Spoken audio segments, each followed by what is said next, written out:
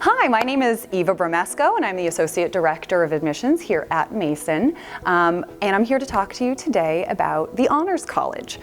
So when I talk about the Honors College, I always talk about three things. I talk about our curriculum, our living learning community, and then our infrastructure of support that we have in place for our students. So the first thing to really understand about the Honors College is that it is a curriculum. All students at every university, everywhere, have to complete some form of general education requirements in order to graduate. At Mason, you'll have the option to complete the Mason Core, or you can opt in to complete the Honors College curriculum as an Honors College student. The big differences between the Mason Core and the Honors curriculum are that Honors courses cap at 25. So these are going to be nice, intimate classroom settings, which will probably differ from the larger lecture-style courses that you might experience as a freshman in a core curriculum. I also said the word lecture style. So a lecture is sort of what I'm doing now, where I am learning at you. A seminar style, which is how Honors College classes are conducted, means that you're going to be sitting maybe in a circle, very stereotypically collegiate, and engaging with your material, with your professors, with your classmates. So if that's how you like to learn, in a sort of small environment where you're really getting into the material, this might be one of your best case learning scenarios. You're also going to have a lot more control over the courses that you select to take to fulfill these university requirements. We have a really wide variety of courses offered every semester. They change every semester, and we really encourage you to only take classes you're interested in when they're being offered. You're not on a tight timeline. We hope you'll spread all your honors coursework over all 4 years here at Mason.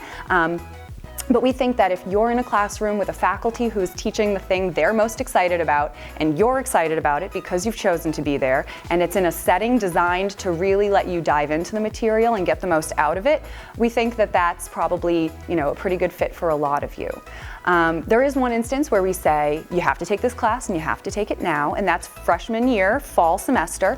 All of our incoming students take Honors 110 together, and that really kicks off your experience at an R1 Tier 1 research institution.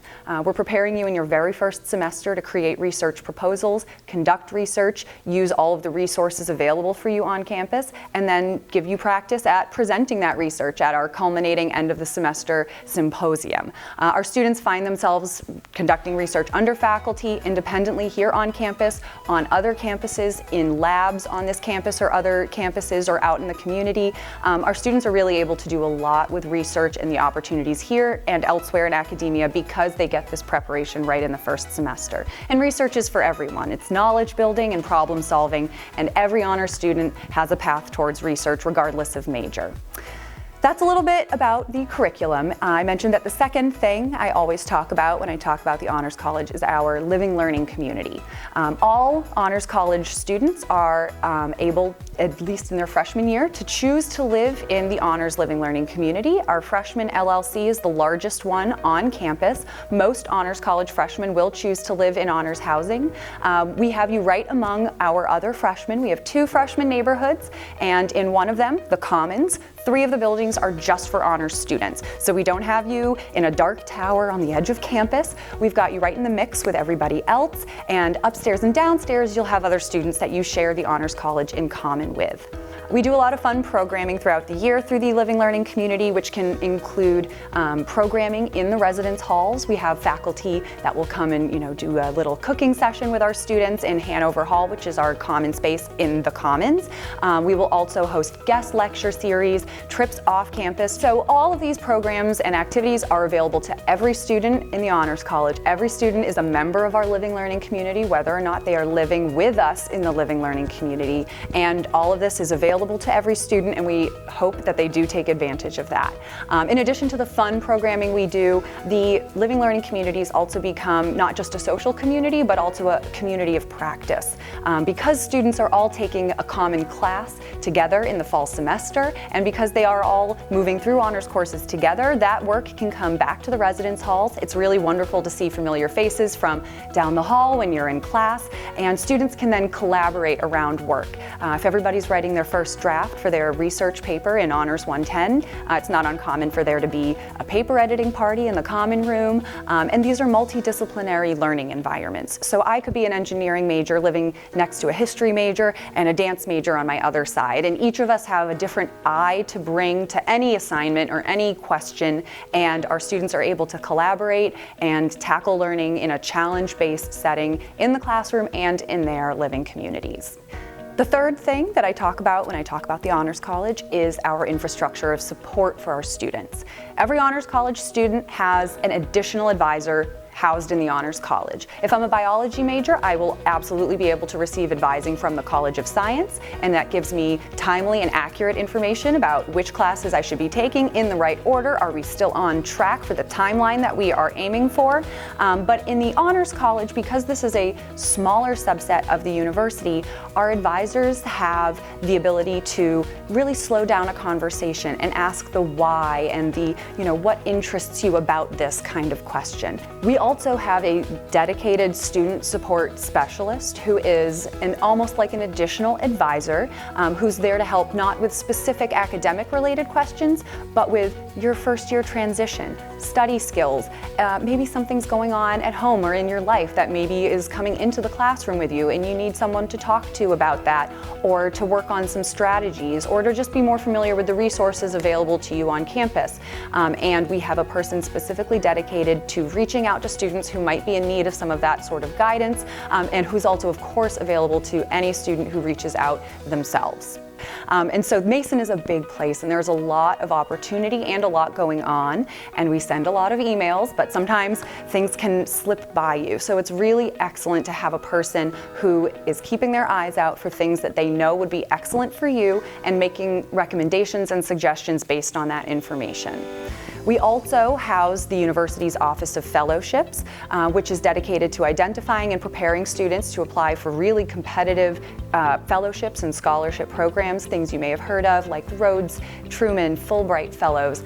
We have excellent success with this because we do have dedicated staff to help our students prepare for really rigorous interview processes or writing a personal statement. We have a personal statement specialist, and we have faculty on campus who work closely with the foundations and organizations that offer these programs to better understand what they look for in applicants and help us prepare our students to be competitive in these processes. And it's also helpful for us to help tell students that they should be pursuing these kinds of things. It's not often that you get a student waltz into your office and announce that they'll be your next Rhodes Scholar. It usually takes a little bit of a vote of confidence from folks who know what they're talking about to prompt a student to pursue something like that. And so we're encouraging our students to take on these big challenges, and we're helping them succeed in things like that as well. So I've talked about our curriculum, our living learning community, the additional resources we have on offer for our students, but I definitely want to make sure I get to the very important information such as how to apply and then what to do once you've been admitted.